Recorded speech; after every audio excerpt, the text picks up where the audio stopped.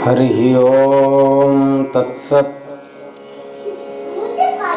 श्रीमते रामचंद्राय नमः। श्रीमते रामानंदाचार्याय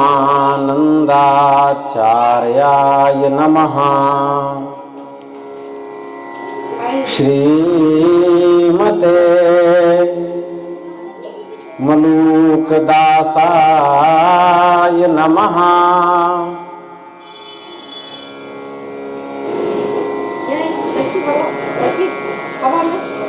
स्मृतापितरुणातपं करुणया हरन्ति नृणां भङ्गुरतनुत्विषां बलयिता शतैर्विद्युताम्। कलिन्दगिरिनन्दिनी तटसुरद्रुमालम्बिनी मदीयमतिचुम्बिनी भवतु कापि कादम्बिनी। विश्वेशं माधवं ढुण्ढिं दण्डपाणिं च भैरवम् वन्दे काशीं गुहां गंगां भवानीं मणिकर्णिकाम्। अब भज ललिते ललिते ललिते वही काम आवेंगे। अब भज दुर्गे दुर्गे दुर्गे वही काम आवेंगी। वही काम आवेंगी जगत से पार लगावेंगी। वही काम आवेंगे जगत से पार लगावेंगे। अब बज दुर्गे दुर्गे दुर्गे वही काम आवेंगी। अब भज ललिते ललिते ललिते वही काम आवेंगे। श्री वृंदावन बिहारी लाल की जय। नमः पार्वती पतये हर हर महादेव। अनंत कोटि ब्रह्मांड नायक सर्वैश्वर्य परात्पर परब्रह्म निखिल हेय प्रत्यनीक दिव्यानंत कल्याण गुणगण निलय भगवान श्री हरि की असीम अनुकंपा से हम आप सब इस विशुद्ध सत्संग परिसर में बैठ करके मनुष्य जन्म धारण करने का सर्वश्रेष्ठ साधन सत्संग चैतन्य महाप्रभु के संन्यास प्रकरण के माध्यम से प्राप्त कर रहे हैं। हम लोग सुन रहे थे कि दीक्षा के उपरांत केशव भारती जी ने महाप्रभु को वृंदावन की ओर जाने के लिए पहले मना किया। कहा कुछ दिन पास में रह जाइए फिर चले जाइएगा। लेकिन कहते हैं दीवाने को नींद कहाँ, और जिसके अंदर परमात्म प्रेम की अभिलाषा उद्दीप्त हो चुकी है वो एक क्षण भी भगवान से दूर नहीं रहना चाहते। इसलिए महाप्रभु द्रुत गति से वृंदावन की ओर जा रहे थे। उन्होंने श्री केशव भारती जी से कहा कि आप मेरे साथ चलिए जहां तक आपको चलने की इच्छा है। इसके बाद रात्रि में सब विश्राम कर रहे थे और विश्राम कर रहे थे। महाप्रभु को लगा कि ये लोग हमारी भक्ति में कहीं रोड़ा न बन जाएं, इसलिए सोते छोड़ करके वो भागने लगे। लगभग आधा घंटा हो गया होगा। उसी समय महाप्रभु नित्यानंद की निद्रा खुली, केशव भारती जी की निद्रा खुली। देखते ही रोने लगे कि महाप्रभु हम लोगों को छोड़कर कहाँ चले गए। जोर के साथ रुदन करने लगे। नित्यानंद जी के रुदन को सुनकर सब के सब मनुष्य जाग पड़े और एक दूसरे को दोष देते हुए कहने लगे। हमने पहले ही कहा था कि बारी बारी से एक एक व्यक्ति पहरा देना, किंतु तुम लोग माने नहीं।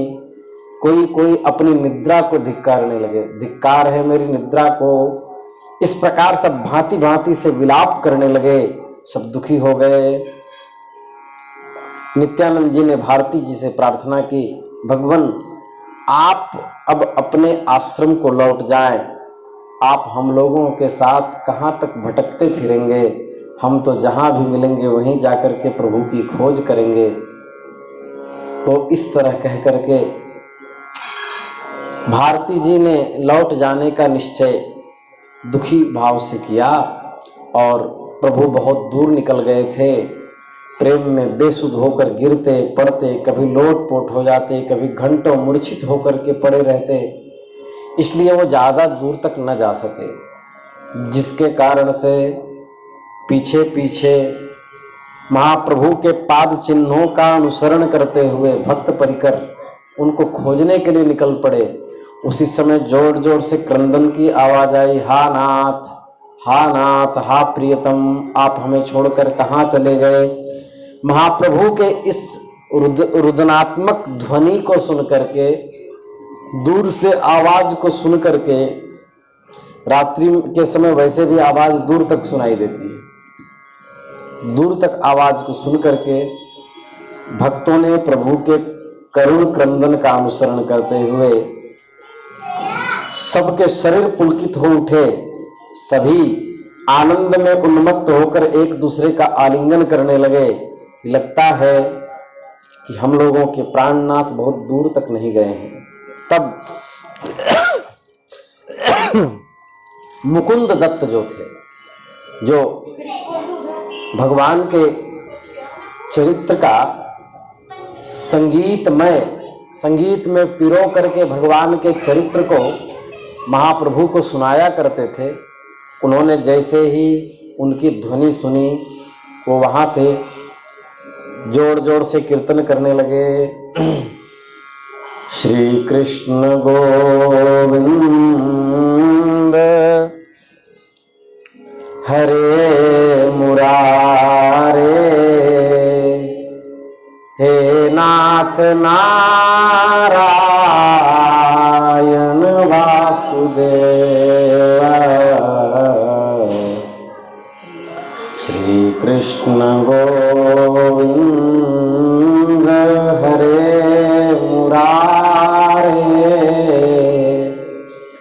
हे नाथ नारायण वासुदेव, श्री कृष्ण गोविंद हरे मुरारे, हे नाथ नारायण वासुदेव, श्री कृष्ण गोविंद हरे मुरारे, नाथ नारायण वासुदेव। इस तरह से कीर्तन करने लगे। भगवान नाम का संकीर्तन सुनते ही प्रभु को बड़ी प्रसन्नता हुई, मानो किसी की चोरी की हुई संपूर्ण संपत्ति फिर से वापस मिल गई हो। कीर्तन की ध्वनि को सुनकर के महाप्रभु बहुत प्रसन्न हुए और देखा तो उधर नित्यानंद, मुकुंद दत्त आदि महापुरुष आ रहे हैं। तो सब उत्सुकतावशात प्रभु को देखने लगे और कहा, भगवान आप हमको अनाथ छोड़ करके कहाँ जा रहे थे। उन्होंने कहा कि मुझे भगवान का आदेश हुआ है कि वृंदावन बाद में आना, पहले जगन्नाथपुरी चले जाओ। हम जगन्नाथपुरी जाना चाह रहे हैं। पुरी में भगवान अच्युत जगन्नाथ जी ने हमें स्वयं बुलावा भेजा है, इसलिए मैं पहले नीलाचल जाऊंगा। जगन्नाथ का दूसरा नाम नीलाचल पर्वत है, नीलाचल। और स्कंद पुराण के वैष्णव खंड में जगन्नाथ भगवान का पूरा महात्म कहा गया है, जो हम लोगों ने पुराने घर में विस्तार से सुना था। बोले जगन्नाथ भगवान की जय। लेकिन उस समय रिकॉर्डिंग की विशेष व्यवस्था नहीं होने के कारण हम लोग उस विषय को संजो नहीं पाए, इसलिए एक बार और हम लोग कहेंगे। इस चरित्र के बाद दास की इच्छा है कि या तो महाभारत की कथा हो और या कोई ऐसा विशिष्ट पुराण हो जो प्रायः कम लोग कहते हैं, जैसे भविष्य पुराण या नर्मदा पुराण। तो इस प्रकार क्योंकि हम लोग का जन्म ही हुआ है कथा कहने सुनने के लिए, और काम क्या है, भोजन पानी तो भिखारी को भी मिल जाता है।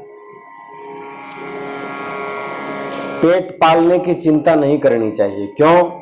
क्योंकि प्रारब्ध पहले रचा, पीछे रचा शरीर, तुलसी चिंता क्यों करे, भजले श्री रघुवीर। प्रारब्ध को पहले रच दिया गया है, कितना मिलना है कितना नहीं मिलना है, इसलिए पेट की चिंता नहीं करनी है। करनी है भगवान के चरित्र को श्रवण करने की चिंता, कि कहाँ कथा मिले, कैसे भगवान का चरित्र सुने। तो प्रभु के मन की बात कोई जान नहीं सकता। नीलाचल की ओर प्रस्थान करने के वास्ते वो आगे बढ़ रहे थे। उस समय मार्ग में एक राढ़ देश होता है। राढ़ देश में भगवान नाम के संकीर्तन का प्रचार नहीं हुआ था। नित्यानंद जी का परिचित क्षेत्र, इसलिए उस देश की ऐसी दशा देख करके प्रभु को अत्यंत दुखानुभूति हुई। वे विकलता प्रकट करते हुए महाप्रभु नित्यानंद से कहे कि श्रीपाद, ये कैसा देश है, ये कैसा क्षेत्र है जिसमें भगवान का नाम सुनाई नहीं पड़ता। भगवान नाम बिना सुने मेरा जीवन व्यर्थ है, इसलिए मेरे इस व्यर्थ जीवन को, व्यर्थ भ्रमण को धिक्कार है। इतने में उनको गौएं चरती हुई दिखाई दी। उनमें से बहुत से हरी हरी धूप, हरी हरी दूब घास को गौएं चर रही थी। बहुत सी गौएं प्रभु की ओर निहार रही थी, मानो गैया कहती हो कि आप वही श्री कृष्ण हैं जो द्वापर के समय हमारे पूर्वजों को चराया करते थे। बहुत सी पूछ उठा उठा करके प्रभु की चारों ओर भाग रही थी, परिक्रमा करने लगी। उनके चराने वाले ग्वाले घोघा ओढ़े हुए, घोघा कहते हैं कंबल की जो घोगी होती है, ऐसे करके बना लेते हैं बारिश उरिश से बचने के लिए। तो कुछ लोग कंबल की घोगी ओढ़ लेते हैं धूप आदि से बचने के लिए। कंबल की खोइया जिसे कहते हैं, ओढ़े हुए हाथ में लाठी लेकर के प्रभु की ओर देख रहे थे। प्रभु को देखते ही जोर जोर से ग्वाले हरि बोल इस तरह चिल्लाने लगे। उन छोटे छोटे बाल गोपालों के मुख से भगवान श्री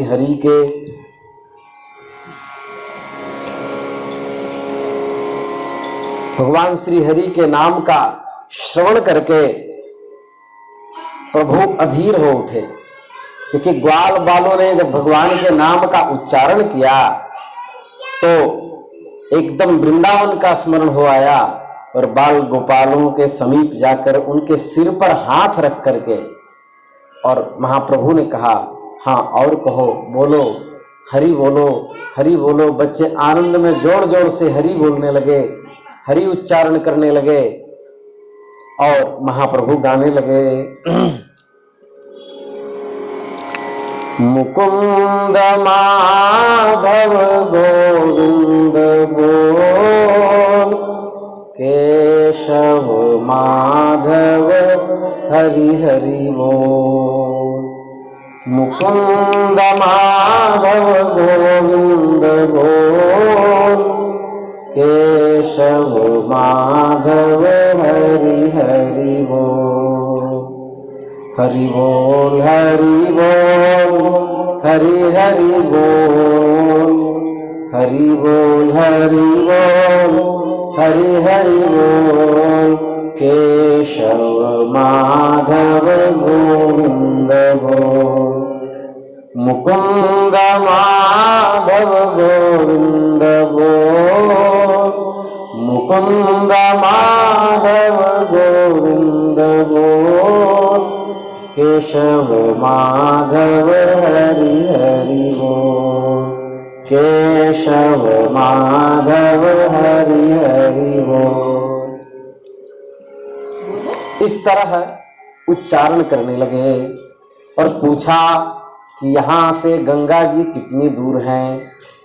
एक चुलबुले स्वभाव वाले बालक ने कहा, महाराज जी गंगा जी दूर कहाँ है, बस किनारे ही समझो, हमारा गांव गंगा जी के खादर में ही तो है, हम तो गंगा जी में ही रहते हैं।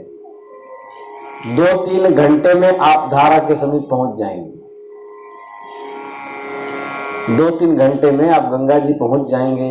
प्रभु ने प्रसन्नता पूर्वक बालक की ओर देखा, कहा धन्य है गंगा माता का ऐसा प्रभाव, जहां छोटे छोटे बच्चे भी भगवान नाम का उच्चारण करते हैं। जगन माता भगवती भागीरथी का प्रभाव ही ऐसा है कि उसके किनारे रहने वाले कुत्ते भी गंगा जी का जल पी करके अग्रिम जन्म में भगवान के प्रिय भक्त बन जाते हैं। गंगा का जल यदि कुत्ता भी पीता है तो अगले जन्म में भगवान का वो भक्त बन जाता है। और शुचि नाम श्रीमताम गेहे योग भ्रष्टो भी जायते, जिस तरह कहा कि जैसे कोई योग भ्रष्ट महात्मा, जैसे कोई योगी हो, आगे चल करके कुसंग में पड़कर बिगड़ जाए तो वह अग्रिम जन्म जो लेता है वो किसी श्रीमंत के यहाँ या पवित्र आत्माओं के यहाँ जन्म लेता है, और जहाँ से भजन उसका छूटा था वहां से आगे भजन उसका होता है। उसी तरह कुत्तों की स्थिति है। कुत्ते अपने पाप योनि भोग रहे हैं, लेकिन जब वो गंगा जी के जल का पान करते हैं तो वह भी महात्माओं में अग्रगण्य होकर के पूजित होने लगते हैं। ये गंगा जी का प्रभाव है। गंगा जी का प्रभाव जगन्नाथ तैलंग जी ने लिखा, जो रसगंगाधरकार हैं। कहा कि हे भगवती गंगा, आपकी इतनी महिमा है कि आपके जल में स्नान करने वाली देवांगनाएं अप्सराएं जब स्नान करती हैं तो उनके श्रीअंग वक्षस्थल में लगा जो केसर और कस्तूरी युक्त जो चंदन, वह कस्तूरी जब शरीर से पिघल करके और जब जल में मिलता है, वो कस्तूरी है जिस मृगी का, वह मृगी भी भगवत धाम को चला जाता है। अर्थात गंगा में स्नान करने वाली देवांगनाओं के शरीर में लगा जो चंदन, उस चंदन में मिली जो कस्तूरी, वह कस्तूरी है जिस मृगी का, वह मृग भी भगवत धाम को चला जाता है। ये गंगा जी की महिमा है। इसलिए कहा नमामि गंगे तव पाद पंकजम सुरासुरैर्वन्दित दिव्य रूपम भुक्तिं च मुक्तिं च ददासि नित्यं भावानुसारेण सदा नरः। ये बच्चों की लीला अद्भुत है। नारायण नारायण। भैया भगवान का चरित्र ऐसा है कि बच्चे भी उछलने कूदने लगते हैं। भैया आप लोग थोड़ा सा उधर जाइए। तो तुम सचमुच हे मैया, तुम सचमुच संसार के सभी प्रकार के पाप तापों को मेटने वाले। नमामि गंगे तव पाद पंकजम, हे गंगे आपके चरण कमल की मैं वंदना करता हूं। आपके रूप को सुरासुरैर, सुर और असुर दोनों, सुरासुरैर बंदित दिव्य रूपम, आपके दिव्य रूप को सुर और असुर दोनों पूजते हैं। और सुरासुरैर बंदित दिव्य रूपम भुक्तिम, आप सांसारिक भोगों को भी प्रदान करने वाली हैं। मुक्तिम च ददासि नित्यम, और मुक्ति भी देने वाली हैं। भावानुसारेण सदा नराणाम, जिसका जैसा भाव होता है उसको उसी तरह आप फल देती हैं। माँ तुम ही आदि शक्ति हो, तुम ही ब्रह्माणी हो, तुम ही रुद्राणी हो, तुम ही साक्षात लक्ष्मी हो। देवादिदेव महादेव ने तुम्हें सर पे धारण किया, तुम भगवान के चरण कमलों से उत्पन्न हुई हो, तुम्हारे चरण कमलों में कोटि कोटि प्रणाम है। इस तरह गंगा जी की स्तुति करते हुए उनके रेणु को अपने मस्तक पर चढ़ाया। भाद्रपद के कृष्ण पक्ष के चतुर्दशी तिथि को गंगा तट से 3 किलोमीटर दूरी तक जितना क्षेत्र होता है उसको गंगा ही कहा जाता है। मतलब कि भाद्रपद के चतुर्दशी तिथि को जल जहां तक आए वहां से 3 किलोमीटर तक चारों तरफ नाप लीजिए, जहां तक है उतना दूर तक गंगा का तट मानना चाहिए, उतना गंगा का तट है। तो यहाँ भी गंगा का तट ही होगा, 3 किलोमीटर है तो सब हम लोग गंगा तट पर ही हैं। तो सहस्त्रवदन श्रेष्ठ जी तुम्हारे यश का गान करते थकते नहीं हैं। हे भगवान, महात्मा अगस्त ने, अनेक दिव्यात्माओं ने आपके पवित्र जल का आचमन किया और उसमें स्नान करके वो लोग दिव्य धाम के अधिकारी हो गए। इस प्रकार गंगा जी की महिमा कही। इसके बाद नित्यानंद जी से कहा, श्रीपाद आप नवद्वीप में जाकर के शची माता और अन्यान्य भक्तों को सूचित कर दें कि मैं यहाँ आ गया हूँ, आप नवद्वीप जाए। तब तक हम अद्वैताचार्य जी के दर्शन के लिए शांतिपुर चलते हैं। इधर आचार्य चंद्रशेखर, जिनको उन्होंने पहले ही घर भेज दिया था संन्यास के बाद, वो नवद्वीप की ओर जा रहे थे। चैतन्य चरितामृतम में लिखा है कि न्यासम विधायोत प्रणयोथ गौरो वृंदावनम गंतु मना भ्रमाद्यः राधे भ्रमण शांत पुरी मयित्वा ललास भक्तैर्हतम नतोस्मि। महाप्रभु से विदा होकर के दुखित हुए चंद्रशेखर आचार्य नवद्वीप की ओर चल रहे हैं, लेकिन उनके पैर आगे नहीं बढ़ रहे हैं। कभी तो वो रोने लगते, कभी पीछे फिर के देखने लगते कि संभव है कि प्रभु दया करके हमारे पीछे पीछे आ रहे होंगे। लेकिन जब पीछे महाप्रभु को नहीं देखते तो उदास हो जाते। कभी भ्रमवश अपने आप कहने लगते, प्रभु आप आ गए, अच्छा हुआ। फिर थोड़े दूर चलकर बैठ जाते, फिर सोचने लगते, अरे मेरे जीवन को धिक्कार है, मेरे जीवन को धिक्कार है, प्रभु के बिना मैं नवद्वीप में कैसे रह सकूंगा। मैं अकेला ही लौटकर नवद्वीप कैसे जाऊं, मैं नवद्वीप वासियों से क्या कहूंगा। पुत्र दुख से, पुत्र वियोग रूपी दुख से सची माता जब आकर मुझसे पूछेगी कि मेरा लाला कहाँ है, मेरे लाल को क्यों छोड़ आए, तब मैं उस दुखिनी माता को क्या उत्तर दूंगा। जब भक्त चारों ओर घेर कर मुझसे पूछेंगे कि प्रभु कितने दूर हैं, मैं क्या कहूंगा। इन हृदय को विदीर्ण करने वाले प्रश्नों का उत्तर कैसे दूंगा। हाय, मैं ये कैसे कह सकूंगा कि प्रभु अब नहीं आने वाले, उन्होंने संन्यास ले लिया है। यदि मैं वज्र का देह बना करके ये बात कह भी दूं तो मैं ये किस मुंह से कहूंगा कि प्रभु का संन्यास संस्कार करवाने वाला मैं ही हूं। ऐसा सुन करके नवद्वीप वासी मुझे धिक्कारने लगेंगे, कहेंगे कि तुम्हारी मृत्यु क्यों नहीं हो गई। ये भी यदि मैं कह देता हूं तो पति परायणा षोडशी, वह स्त्री जिसका अभी हाथ की मेहंदी भी नहीं छूटी, विष्णु प्रिया, उससे मैं क्या कहूंगा। उसके प्रश्नों का उत्तर मैं कैसे दूंगा, मुझे कुछ समझ में नहीं आता। सभी लोग मुझे धिक्कार देंगे, सभी मेरे काम की निंदा करेंगे। जब उन्हें पता चलेगा कि प्रभु के संन्यास संबंधी सभी कृत्य हमने अपने हाथों से कराए हैं, तो फिर वो कितने दुखी होंगे। मुझे लगता है कि मुझे यहीं गंगा जी में पत्थर बांधकर कूद जाना चाहिए, अपने प्राण गवा देने चाहिए।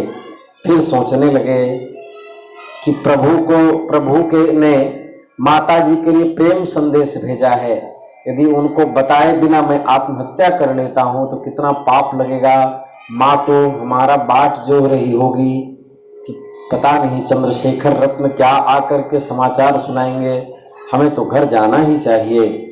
इस तरह चिंतन करते हुए घर पहुंचे और पुत्र के समाचार को सुनने के लिए उत्सुक हुई वृद्धा माता अपनी पुत्र वधू के साथ आचार्य चंद्रशेखर के घर पहुंची। जब से निमाई घर छोड़ गए थे तब से अन्न का एक दाना भी मुख में नहीं दिया था। शरीर शक्तिहीन हो गया था, उठने बैठने तक की शक्ति नहीं रह गई थी। किंतु चंद्रशेखर आचार्य के आगमन को सुन करके माता के शरीर में कहां से बल आ गया कि वो दौड़ी हुई आचार्य के घर गई। और आचार्य के घर तो गई, विष्णु प्रिया भी पीछे पीछे रोते रोते माता के वस्त्र से अपने चेहरे को ढांप करके, जैसे गैया के पीछे बछिया जब चलती है ऐसे ही विष्णु प्रिया गई और माता को देख करके संभ्रम चित्त हो करके आचार्य चंद्रशेखर खड़े हो गए। चारों ओर से भक्तों ने अपने आप से माता के लिए रास्ता छोड़ दिया। माता ने आते ही चंद्रशेखर को स्पर्श करना चाहा, किंतु अपने शोक और आवेग न सह सकने के कारण बीच में ही हा निमाई कह करके पृथ्वी पर धड़ाम से गिर पड़ी। उनके नेत्रों से अश्रु के पनारे बहने लगे। जल्दी से आचार्य रत्न ने बढ़कर के वृद्धा माता को संभाला।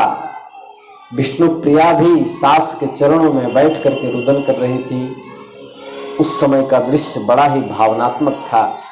किसी भी लेखनी में ताकत नहीं कि उस दृश्य का वर्णन कर सके। माता की ऐसी दशा को देख करके सभी उपस्थित भक्त ढाह मार मार करके रोने लगे, हा निमाई मेरे निमाई। इस तरह से संपूर्ण आकाश गूंजने लगा।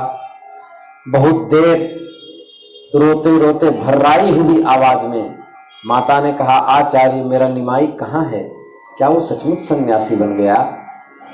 क्या बात है आचार्य, तुम सच सच बता दो, क्या मेरे दुलारे के कंधे तक लटकते हुए बाल किसी निर्दयी नापित ने मुड़ दिए, किसी ने बाल हर लिए? क्या मेरा सुकुमार निमाई भिखारी बन गया? क्या किसी नापित ने तीक्ष्ण छुरे से मेरे निमाई के बाल काट दिए? हे आचार्य, क्या अब वह मांग करके खाने लगा है? क्या अब उसको मेरे घर के अन्न अच्छे नहीं लगते? मुझ दुखिनी अबला पर दया करके बता दो कि मेरा निमाई क्या अब ना आवेगा? क्या बात हो गई, वो रूठ क्यों गया? क्या अब मैं अपने हाथ से दाल भात बना करके अपने उस लाडले पुत्र को नहीं खिला सकूंगी? क्या अब वह मेरा कलेजा का टुकड़ा मुझसे अलग ही रहेगा? क्या अब मैं अपने छाती से चिपटा कर अपने तन की तपन न मिटा सकूंगी? क्या अब मैं उसके सुगंधित बालों से युक्त मस्तक को सूंघ करके सुखी न बन सकूंगी? तुम बताते क्यों नहीं हो? तुम्हें मुझ कंगालिनी पर दया क्यों नहीं आती? तुम मौन क्यों हो रहे हो? मेरे प्रश्नों का उत्तर क्यों नहीं देते? बात क्या है? केवल तुम मौन धारण करके एकांत की ओर क्यों जा रहे हो? और चंद्रशेखर केवल आंखों से आंसू बहा रहे थे। कहने लगी, आचार्य तुम मेरे निमाई का पता मुझे बता दो। मैं समझ गई कि वो अब नहीं आएगा। वो जहां कहीं भी होगा मैं वहीं जाऊंगी। वो चाहे कैसा भी सन्यासी क्यों न बन गया हो, है तो हमारा पुत्र ही, मैं उसके साथ साथ रहूंगी। जिस प्रकार अपने बछड़े के पीछे पीछे दुबली और वृद्धा रंबाती हुई गैया चलती है, उसी प्रकार मैं निमाई के पीछे पीछे चलूंगी। मैं निमाई के बिना जीवित नहीं रह सकती। तुम मेरे ऊपर इतनी कृपा करो, मेरा निमाई जहां भी हो मुझे ला करके वापस दे दो। वह घर घर से भात के दाने मांग कर खाता होगा तो खाए, मैं भी उसी के साथ थोड़ा मोड़ा अन्न खा करके जीवित रह लूंगी, किंतु मैं पुत्र के बिना नहीं रह सकती। अरे वो दिन थे जब तक मेरे हाथ से बना हुआ 2-4 कौर निमाई नहीं खा लेता था, उसकी भूखा शांत नहीं होती थी।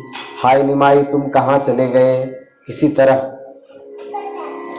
किसी तरह समझाया, हे विधाता, तेरे ऐसे कठोर हृदय को बार बार धिक्कार है, जो इतना रूप, लावण्य, सौंदर्य, पांडित्य और मान सम्मान देने पर भी निमाई को तुमने घर घर का भिखारी बना दिया।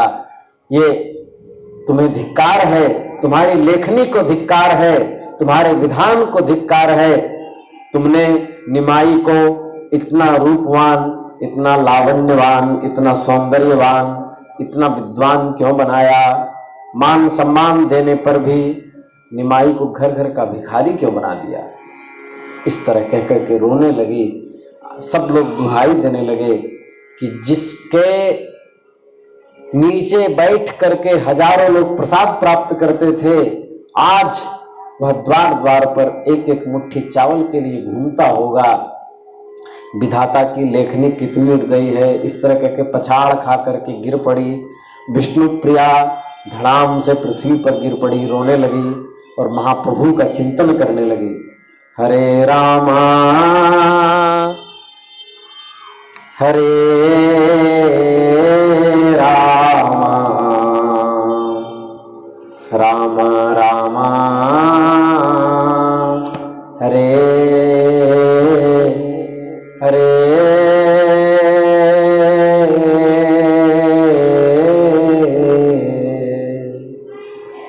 हरे कृष्णा हरे कृष्णा कृष्णा कृष्णा हरे हरे